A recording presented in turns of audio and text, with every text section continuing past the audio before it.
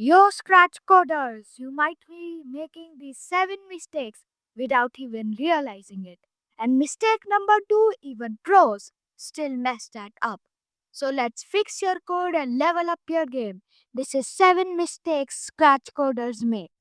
So the first mistake is you don't need 100 when green flag clicked blocks. That's too messy and hard to manage. To fix it, use broadcast or when I receive blocks to organize your scripts. So the second mistake is don't wait until your whole game is to test. That will cause you a lot of pain.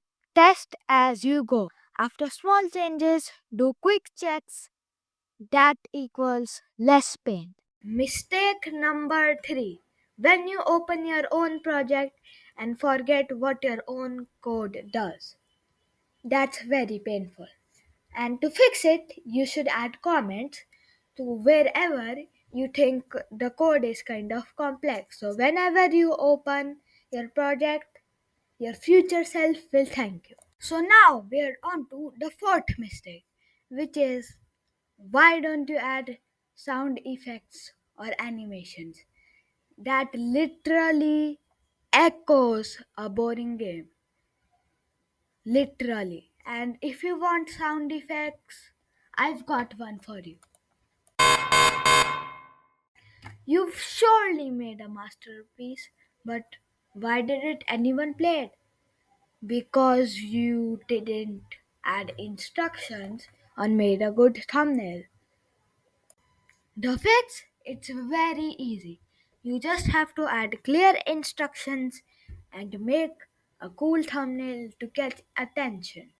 Mistake number 6, messy sprite library. Now tell me who is who? Sprite 1, Sprite 2, Sprite 3. Do you understand anything? Yeah.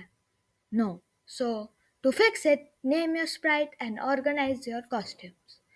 Did you know that Scratch has a backpack in which you can literally save anything? And also, here is a secret tip, copy others. If you had fun, drop a like and maybe subscribe. No pressure, but it'd be kinda cool.